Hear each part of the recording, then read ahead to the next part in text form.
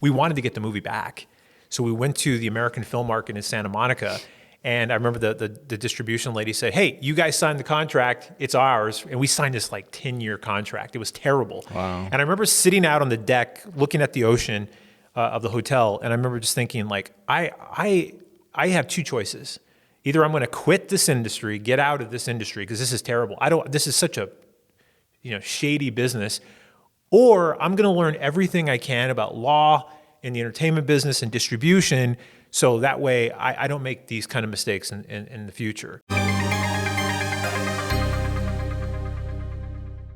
What's up, everyone? Welcome back to the Film Goals Podcast. Today, I'm with the one and only Kelly Schwarze, and we're here at the Indie Film Factory. So thank you for being on the podcast. No, this is great. Thank you for having me, and thank you for coming here to do I know you have your set and everything built into your studio, but I really appreciate you making it. The cool thing is that this is mobile, so I can take it anywhere. So other studios out there, let me know. We had to show off in the studio because you've been here for a minute. And I want to share a story, actually, when I first started in my career and I decided to do filmmaking.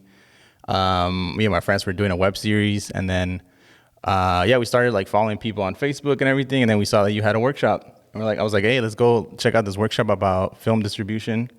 And you've been talking about that forever. So it's cool to have you here, because this is kind of where I came and I learned stuff. I learned stuff from you, and then I met other people in the community and just kind of kept growing there.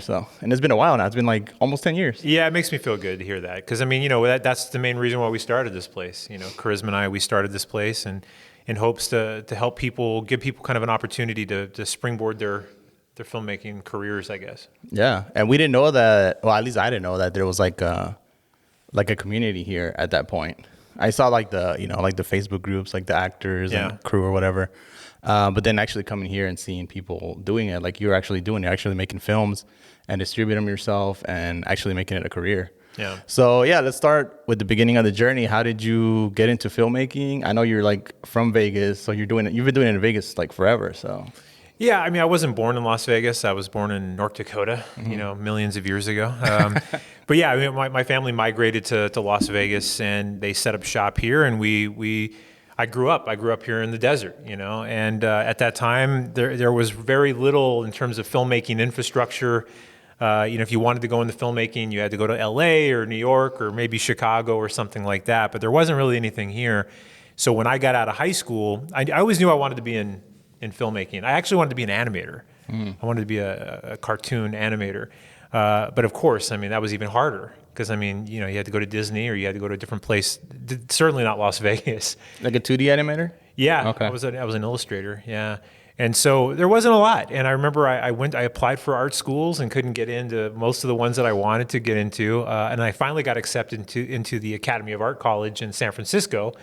But it was so expensive, and I wasn't able to really finish that program. So I had to come back to Vegas and go to UNLV. And it's not a knock on UNLV. UNLV is a great school, but at that time, it was very primitive. The film department was probably smaller than this studio that we're sitting in. And, the foundation hadn't really been, they were working on it, but it was really, really in its infancy. That's crazy. Yeah, so for me, it was similar. I love Pixar movies. We were just talking about Pixar before we started shooting. Yeah. And that's what I wanted to do after high school. I knew how to draw a little bit. So I was looking into how to become an animator. And just the price tag, I was like, okay, I'm going to community college. Well, yeah, and I think ultimately it's about technology kind of catching up to our imaginations, right?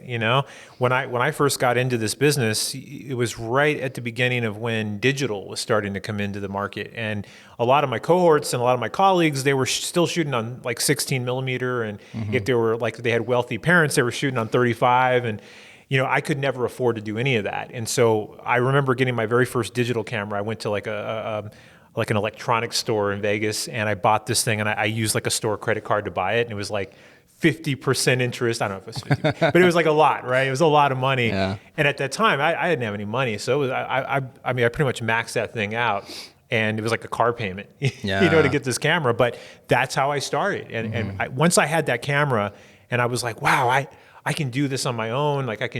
It was such a powerful moment for me, And I was able to kind of build from there and just keep growing myself as a filmmaker. So did you graduate from UNLV?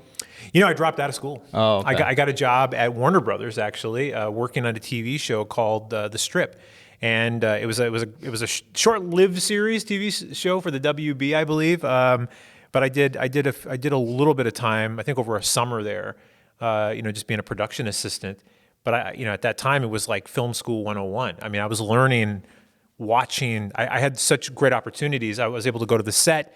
They had like a little makeshift studio in a warehouse, and I was able to kind of observe how things were done. And I think that was my foundation of thinking, maybe I could do this on my own. Like maybe if I got some money together, maybe I could go make my own movies. But I kind of made the switch from thinking, oh, maybe I'll go into like animation, into thinking I'll go into live action filmmaking. Okay.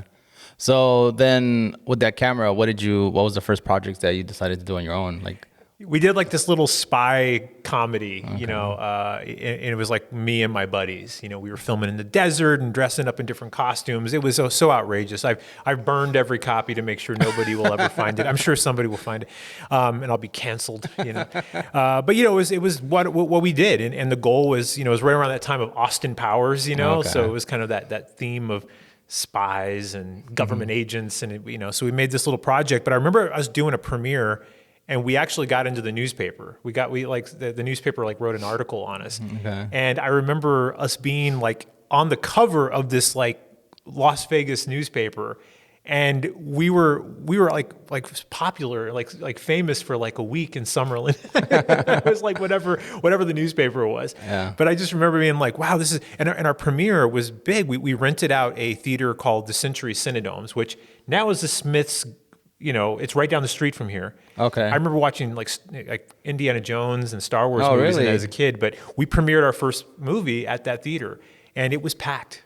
Okay. And we had a lot of great people turned out, and that's when I realized, like, man, this is what I want to do. Do you awesome. Remember that camera that you had? That you cost you $15,000? Yeah, it was like a Canon XL1 or something like that. It was like something like that, I think. Yeah. 1080 or 720? What did you shoot at? Oh, it was like 720. Okay. It was way before even digital came out. Yeah. Oh wow, that's crazy. Yeah. So how did you get into like the whole business of being an indie filmmaker? Because you kind of have it down where you know what you're gonna make and how to sell it after it's done. So how did that process happen? Well, shortly after my first film, I as a result of all the kind of buzz and stuff in the community, I had people reach out to me. And one of the people who reached out to me was a guy named Ed Denzel. And Ed was he was kind of a manager at the Cinevegas Film Festival. And at the time, I was volunteering for the festival. So he was able to come to the premiere, and he's seen it, and he was like taken aback. He's like, "You guys did all this on your own. I want to be a part of this. I've got some money. Let's see if I can invest in a film." So we started collaborating, and we started making these movies. And through that, we made this movie called the SIN, Special Intelligence Network, another like spy movie. But this one wasn't a comedy. It's like an action drama kind of thing. And it got distribution. And we went to LA, we met with a company, and they signed the distribution contract with us. And it was, at the time, we thought, wow, our careers are on the go. Mm-hmm. What I didn't realize was how predatory this company was, and how terrible they were going to be, not just for us, but for hundreds of filmmakers all over the country. Wow. And as a result, I remember, I'll never forget, we got into an issue where we wanted to get the movie back. So we went to the American Film Market in Santa Monica, and I remember the distribution lady said, "Hey, you guys signed the contract, it's ours." And we signed this like 10-year contract. It was terrible. Wow. And I remember sitting out on the deck looking at the ocean of the hotel, and I remember just thinking, like, I have two choices. Either I'm going to quit this industry, get out of this industry, because this is terrible. This is such a shady business, or I'm going to learn everything I can about law in the entertainment business and distribution, so that way I don't make these kind of mistakes in the future. And that's what I did. I literally got a book. Actually, I was referred a book. There was a guy named Jerry Mullen. He produced like Schindler's List, Jurassic Park. He was Spielberg's like producer for many years. Mm-hmm. I had the opportunity to meet him, and he actually did a cameo in one of our movies. Oh, really? But as a result, he lived here in Vegas, and he was like, "Hey, if you want to learn about the movie business, read this book. This is from the guy, like our lawyer, like my lawyer." Mm-hmm. And this book is called The Movie Business. Big, thick book, all about the law of the film entertainment business. And I read that book from cover to cover. I think it was the first like nonfiction book that I read from cover to cover. Wow. And it just opened my mind to like, okay, this is how this racket works. So it's like, if you can learn those things and apply it to what you're doing, it'll just make you a better business person and informed. And that's the stuff they don't teach you in film school at all, Right. zero. Yeah. So I started applying it to our movies. It started to work. I started to see actual money coming back to me on our movies, even as small as the movies were and as small as the checks were. And then I thought, hey, what if I could tell other people about this, stuff, and help them out, So were you in the era of like the DVDs and Blu-rays, or was this all digital already at that point? No, it was actually before. Well, my first 2 movies were on VHS. Oh, damn. Okay. Yeah, when they first came out. So that's how old school I am. Really old school. Yeah, no, I mean, so we, digital Blu-rays, that was like many films down the road before we were actually out there on Blu-ray. But yeah, I mean, we learned a lot, and that market, it's obviously changed over time, but the principles are all still the same. So regardless if it's a distribution company that's putting you out in streamers or putting you in retail box stores or stuff back like they did back in the day, the concepts are all the same. And the industry has ways of making money, and you just have to understand where you fit in that value chain or profit chain of the whole process. So the way it's changed now with like digital streaming, and are you still distributing yourself, or do you still go through a distributor? Yeah, no, we have a distribution partner that puts like a lot of our movies out. And we are always exploring ways to self-distribute to some markets, because there are certain markets that you don't necessarily need a distributor to market to. One of the benefits of having a distributor is you have the ability to do what they call cataloging, where if they've got a good solid catalog of movies, you're part of that group. So the algorithms tend to kind of like that a little bit. So if you're just that one movie on a platform, you don't necessarily have that same kind of level of algorithm power that you may have with being a part of a bigger catalog, under one kind of umbrella company. So we've noticed that is kind of our benefit to having a distributor. But there are certain things. I mean, for a while there, Amazon Prime, we were distributing directly to Amazon. And during the pandemic, we had like one of the #1 movies on Amazon over the course of a Memorial Day weekend. And that was all self-distribution. And that was just based on us like doing marketing, SEO, and keywording, and creating value for people to organically find us. Was that Prime Video Direct, or was that something else? Yeah. Oh, it was? Yeah. Okay. And what about like there's that new one that everyone's using. I forgot what it's called. Tubi? Well, Tubi is the platform. There's like a distributor, online distributor. I can't remember the name of it. Oh, you're probably thinking of Film Hub. Yeah, Film Hub. Yeah. How do you feel about that? Well, we haven't really used Film Hub very Okay. much. I've spoken to the owner of the company, and very nice people over there. They seem like they're doing some pretty cool things. We haven't been able to use them or work with them yet, but we're hoping to see what we can do. I mean, I have an animated feature that's coming out in about a year, so I'm hoping to kind of experiment with a little bit of that with an aggregator to see where we can reach different audiences and different target groups. So do you think it still matters now in this era what you make? Because I know you from previous workshops you've had and talks, like horror is like a big seller, and comedy is harder in the spectrum of like what's gonna sell. Do you still feel like it's like that, or can people make anything? Well, look, I mean, I've spent a lot of time telling film students and people, up and coming filmmakers, if they're looking at building a business model, they should always look to the market for, think about it. You're building a product. You want to build a product that can have value to the end user, at the end of the day. So in a lot of ways, if you're looking at building a sustainable business model, finding the things that are working, the reason why I've always preached about genre movies, especially like horror films, is because the buy-in on those are a little less. You don't necessarily need a big top-rated actor or a big director or producer to come in. You can produce that for a nominal fee. The issue now today is that everybody's caught on to that, right? So, and even the distributors are catching on to that. Yeah. So there's a big flood of those types of movies in the marketplace. But then, it comes with age and experience. After a while, you get to a place where you just don't give a crap anymore, and you just want to do what you want to do. Right. I mean, I'm making a movie about talking garbage cans. Like everybody thinks I'm nuts. They're like, "What are you doing?" Like, what. But I love the fact that you hit a certain point where you just kind of do things for your own self. Yeah. So you've been doing these horror films and sci-fi films, and now you've moved into the world of animation. Is that you going back to your original dream, or how did that come about? Well, I've always had a soft spot for animation. the technology has caught up, and I was able to see that during the pandemic with programs, open source programs, by the way, like Blender and Unreal Engine, that really just blew my mind. I'll never forget, like, I took a tutorial on Unreal Engine, and I already kind of learned Blender through the pandemic, so I already kind of had like some skills to do for like visual effects and stuff. But then using Unreal Engine, my mind was like, this is nuts. Like, I can do this in real time. I don't have to wait for this thing for like days and weeks to render, and I can compose shots and almost like a real filmmaking environment. It just was a game changer to me. And I said, okay, this is what I'm going to spend the foreseeable future doing, and that's what I've done. All right, so tell us about your new project, Trash Cans. Well, look, this new movie I don't even I have a working title for it. It's called Can's Epic Movie, and it's about this character that I developed actually almost 15 years ago, almost 20 years ago.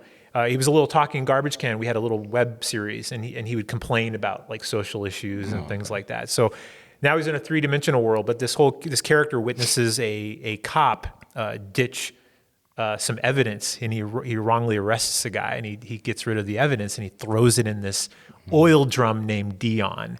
And Dion never gives up his trash. And so my main character and his buddy Hank, who's a dumpster, have to go on this adventure to see if they can get Dion to give up this evidence so they can save this human. But everybody's like, why would you want to save a human? Who cares about the humans?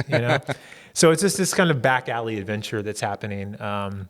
And it's a lot of fun. And I got a chance to, I'm like 6 months from the animation being completed. And I just am really excited about sharing it.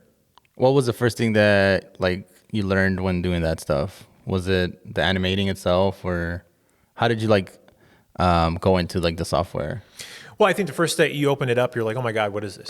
How do I move this to here, right? And then you learn that, and then the next step is like, okay, how could I create an object or something that looks realistic or whatever? You just go through these phases. And I remember when my very first animated short, it was like the robots like running through an alleyway and chasing each other, and it really didn't have a high level concept. I just wanted to see if I could tell a little story with it. That progressed to Empathy Unknown, which is my second little short film. And that one was about how could I tell a narrative? And and now this new one is really, can I tell a feature narrative out of it? So it's just little steps, and you push yourself, you learn incrementally, and you push yourself to get it, to progress through that whole process. What was the biggest challenge? Oh, I can't even begin to tell you. Every shot in the movie, when you're doing an animated film, is a problem. Every single shot. Wow. Everything is a visual effects shot. So it's not like you're looking at a live action film and saying, on shot 7, I need this shot, and it's only 30 seconds. The whole movie is a visual effects shot. So you are having to problem solve and make compromises just on about a daily basis with it.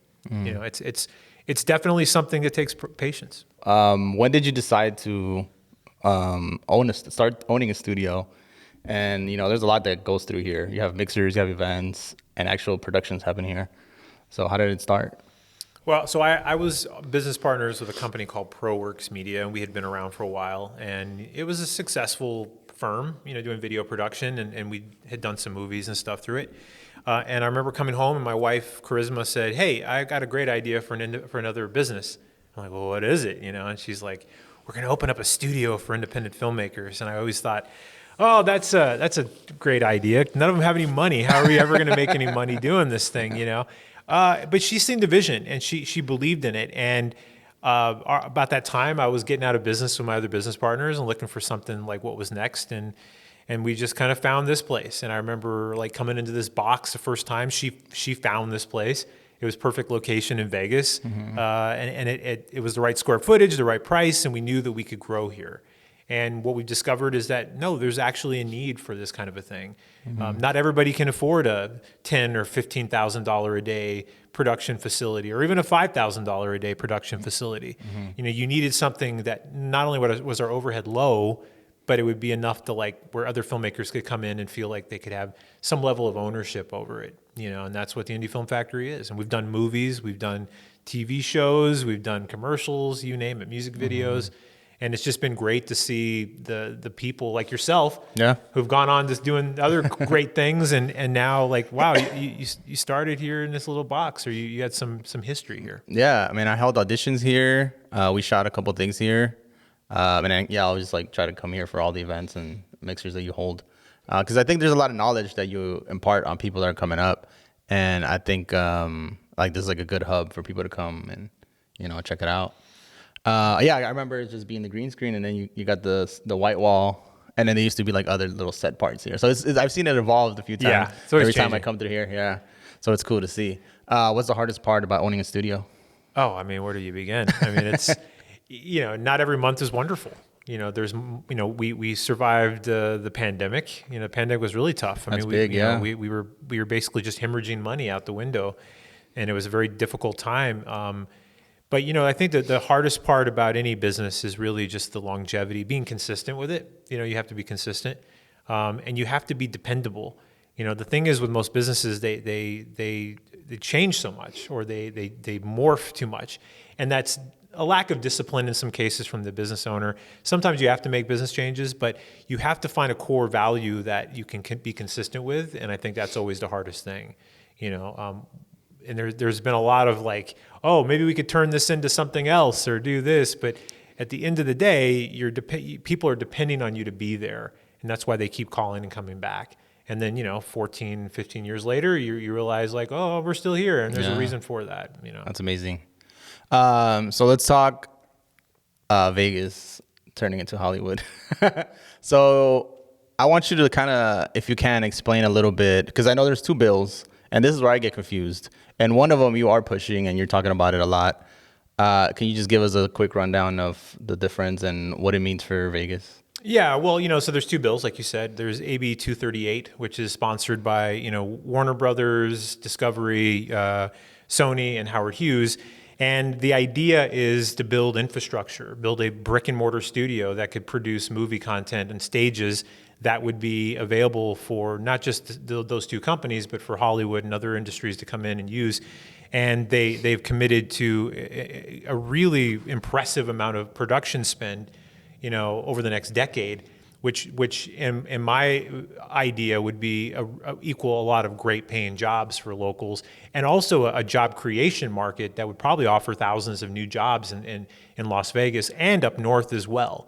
Because once an incentive, they have to expand the incentive in order to attract these companies, because it wouldn't make economic sense if the incentives weren't very favorable. Why base it here? Why not go somewhere else? There's another bill, I think it's SB 220, and that bill is from a company called Berkshire Development Group, and they're connected with UNLV and so forth. And I don't know too much about that bill, but from everything that I've read, everything I've seen, although its intentions are well placed, there's not a real big, there's no understanding of where the production is going to come from, right? It's okay. Like we're going to bring in a production partner, and these guys are going to be our production partner, but there's really no understanding of like, what does that mean? Is it going to be them just building a box and then hoping that people show up and rent it? Yeah. Okay. And I can't imagine that being affordable for like local filmmakers to use, right? Okay. So from my perspective, I think it's about job creation on the other one. I think, Assembly Bill 238 is going to be, I think, a better bet for Nevada. And there's a lot of people that are saying, oh, why should we be doing this? And, but my argument is, if we can give millions, hundreds of millions of dollars to a football team or to a baseball team to build, which is stuck here in Nevada or in Southern Nevada, why not develop an industry, like a new industry, a core industry that's going to offer robust jobs, not just here, but also around the state. And it's job creation immediately. Like Warner Brothers, they greenlit 2 movies, and they're filming one here in Las Vegas right now. That decision happened like that. And within a span of a week, there were people, locals, already being hired and pulled onto that project. That's what the power of movie business is. So the politicians have to understand that, like, this industry moves fast. It pays better than any other industry, and at the end of the day, it's going to create a better economic standpoint for a state that's already getting outpaced by its growth. And if we don't do something, there's not going to be enough jobs, and you're going to see unemployment continue to rise like it is doing, and you're going to see more problems like homelessness, crime, and just the disparity that you're already seeing happening within our state. Yeah, because I think like we're so Las Vegas only moves because of tourism, and once we have these other venues, I think it'll help it. So how does it help people like us? How do we get into get those jobs? Well, I mean, first off, there's a giant workforce development aspect to this bill. Hollywood is coming here and they're banking on the local talent bank to develop them. Sure, there's going to be people that are going to move here. I mean, that's going to be they're already but they're here. going to come here, right? They're already moving here and they're working in LA. So so my thinking is the local filmmaker population here. We're talking about the gaffers, the grips, the cinematographers, the camera people, the script supervisors, the people that want to figure out which lane to go into. They're going to have much more opportunity now than they ever have. Because how can you build a career on a movie every 6 or 8 months coming into Vegas? You can't build a career on that. A lot of the people that are working in this industry on a regular basis, they're not working here. They're spending their tax revenue in Atlanta or some other market, Louisiana or New Mexico. And that's tax revenue that could be generated here in our state. And students would also, most students, if they want to have a serious career, they have to leave Nevada to go get a job. So I think it's a no-brainer, and I just hope that the powers to be kind of understand that. Because I mean, again, at the end of the day, it's about job creation. It's about keeping people here instead of losing talent to other states. Yeah, that's true. There you go. I hope politicians are watching this. So what's next for you? Which I know you got animation. That's your next project, but what's next for you in your career and in life? My big thing is I just want to build out our animation studio. I really want this to be a fully functional. I want to be able to bring in new animators. I want to be able to kind of explore the possibilities of how to build a visual effects team that independent filmmakers can access. I think we were talking about Light and Magic on Disney Plus, and that whole idea of having this kind of shop that kind of caters to the creative geniuses that are in our industry is so attractive to me. I never want to say I could compete with those kind of companies, but I will say that my short-term goal is to build up our animation studio and be able to have an extension of that to help independent filmmakers elevate their film projects through visual effects. Yeah. How do you think it's going to be a challenge to distribute this film yourself? Have you ever looked into the animation part of it? Or like the distribution part of it? A lot of the research that I have done on animation is that it puts me at a different playing field. I'm not Pixar. Right. But not every distributor can afford to buy Pixar, license Pixar, or even some of the stuff that's coming out of Asia and different parts of the world. So from my perspective, I'm creating a uniquely American, homegrown animated movie, a feature film movie that will be able to stream for a price. And I think that that's going to add value in the marketplace. I mean, I could be wrong, but my goal is to try this market and see how it benefits our business. And if I can grow it and I can expand it, you better believe I'm going to be cranking these things out. Did you watch Flow? Yeah. Oscar, won an Oscar. Yeah, and it was made on Blender. Yeah. Yeah, made on Blender. Yeah. All right. Well, thank you for being on the podcast, man. A lot of info. Appreciate it. Check out Kelly, Indie Film Factory, and I'll put his info below. And we'll see you next time. Peace.